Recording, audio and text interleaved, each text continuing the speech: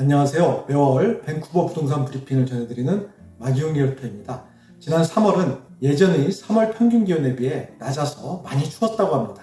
매년 실제 날씨는 그만큼 따라주지도 않는데 마음만은 미리 봄 기온으로 가득 찬 일을 반복하고 있음을 깨닫는데 아마 봄을 기다리는 마음이 그만큼 커서 그런 것 같습니다. 3월의 부동산 시장은 차분하면서도 신속한 매매가 특징적인 한 달이었습니다. 지난해 8월 이후 매월 전체 리스팅과 거래량을 2005년 이후 평균치와 비교하면서 시장의 변동추이를 계속해서 살펴보고 있습니다. 지난 1월부터 시장은 이전의 약세 흐름에서 벗어나는 모습을 보이고 있는데 표에서 보시는 것처럼 2월의 총 리스팅은 이전 월 평균치의 84% 그리고 거래량은 월 평균치의 83%였는데 3월에는 총 리스팅은 평균치의 85%, 거래량은 평균치의 75%로 낮아졌지만 안정적인 시장 기조가 유지되었고 이러한 시장 추세는 앞으로도 변동 없이 지속될 것으로 예상되고 있습니다. 3일 발표된 3월의 광역 밴쿠버 시장 통계를 살펴보겠습니다.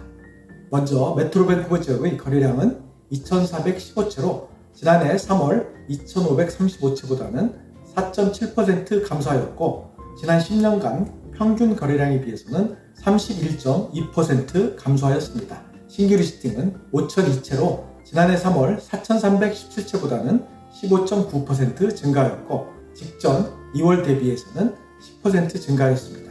지난 10년간 3월 평균에 비해서 9.5% 감소하였습니다.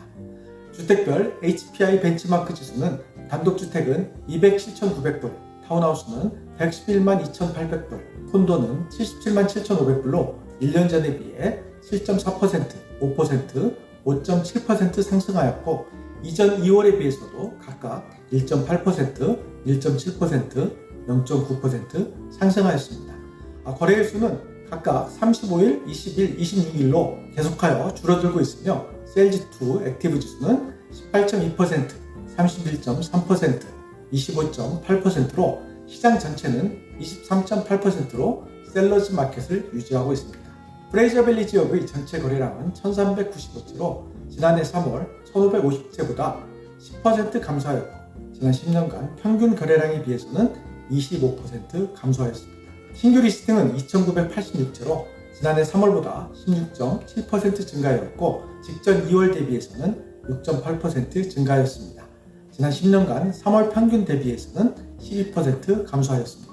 주택별 HPI 벤치마크 지수는 단독주택은 151만 7,100불, 타운하우스는 84만 6,900불, 콘도는 55만 5,000불로 1년 전에 비해 8.8%, 7.2%, 6.9% 상승하였습니다.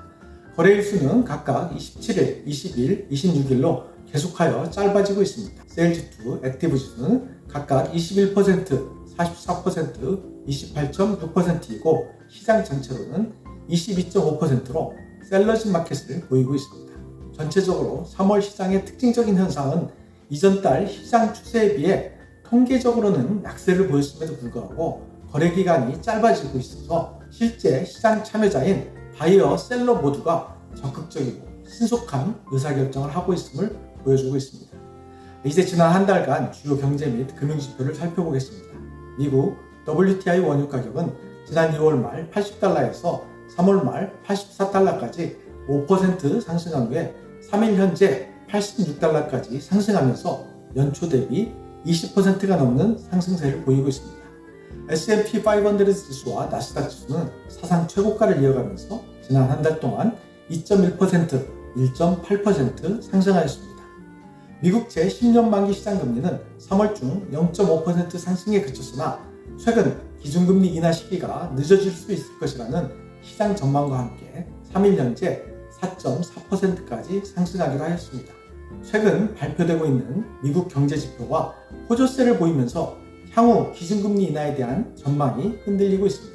미국의 GDP, 또 제조업지수, 고용지수 등이 호조세를 보이고 또 지정학적 위험으로 인한 유가 상승으로 인플레이션 우려가 다시 커지고 있습니다. 이에 따라 그동안 연준에서 6월 FOMC에서 기준금리 인하를 시작해서 연간 3차례의 인하를 할 것이라는 그동안의 시장 전망도 흔들리고 있습니다. 다시 앞으로 발표되는 각종 경제 지표들의 추이를 주의 깊게 지켜봐야 할 것 같습니다. 고금리 시대가 좀 더 길어질 수 있다는 경제 상황을 마주하면서 당나귀가 쓰러지는 건 맨 마지막에 올려놓은 모자 하나 때문이다라는 속담이 떠올랐습니다. 그동안 당나귀가 자기 힘에 넘치는 짐을 지고도 잘 버티고 있었습니다. 그런데 주인이 짐을 다 올리고 땀을 닦으려고 모자를 벗어 당나귀 위에 올려놓는 순간 이 모자 하나를 견디지 못해 쓰러졌다는 것입니다. 그 모자 하나가 얼마나 무겁다고 쓰러질까라고 생각되지만 당나귀가 쓰러진 것은 그 모자가 아니라 그동안 지고 있던 짐의 무게 때문이라는 것입니다. 그동안 잘 버티고 견디어 왔는데 곧 끝날 것이라는 기대가 무너지면서 시장이 흔들릴 수도 있지 않을까 조심스럽게 지켜보는 마음입니다. 지금까지의 지나온 시대를 뒤돌아보기 위해 미국 CPI 소비자 물가지수 그래프를 살펴보았습니다. 팬데믹 직전부터 올해 2월까지를 살펴보면 2020년 1월 2.5%를 기록한 후 팬데믹 기간 동안 1%대까지 하락하였던 CPI 지수는 2021년 3월 2.6%로 2% 목표 인플레이션 수준을 넘어선 후 2022년 6월에는 9.1%까지 급등하였습니다. 이후 11차례의 계속된 기준금리 인상으로 인플레이션은 진정되면서 2023년 6월 이후 올 2월까지 3% 초반대에 머물러 있는 상황입니다. 그러나 2% 목표 인플레이션 수준에는 미치지 못해서 파월 연준 의장의 표현처럼 울퉁불퉁한 범피로드에 접어들면서 기대보다 더 긴 시간이 필요해 보입니다. 내리막까지의 길이 아직은 멀어 보이지만 고금리의 무거운 짐을 잘 버티며 여기까지 왔듯이 내리막길에 들어설 때까지 잘 견디고 이겨내야 하는 상황에 처해 있습니다. 시기의 문제지만 결국 기준금리는 내리게 될 것이라고 시장은 전망하고 있습니다. 하지만 그 하락폭은 시장의 기대보다 적을 수도 있다는 전망도 나오고 있습니다. 미국 경제의 호조세가 언제까지 나홀로 지속될 수는 없을 것이고 현재의 양호한 경기와 고물가 부담이 오히려 하반기 이후 미국 경기를 악화시키는 요인이 될 수 있다고 많은 경제 전문가들이 전망하고 있습니다. 지금까지의 고금리 시대를 잘 버티고 견디어온 부동산 시장은 앞으로도 현재의 안정적인 추세에 큰 변동이 없을 것이라고 기대해도 좋을 것 같습니다. 비록 거래량은 감소했지만 매수자의 경우에는 시세에 맞는 가격에 원하는 부동산을 매수할 수 있고 또 매도자도 원하는 적정 가격 수준에 쉽게 매도할 수 있는 정상적인 시장 상황이 계속되고 있어서 그나마 다행이라고 생각합니다. 그럼 이만 마치겠습니다. 감사합니다.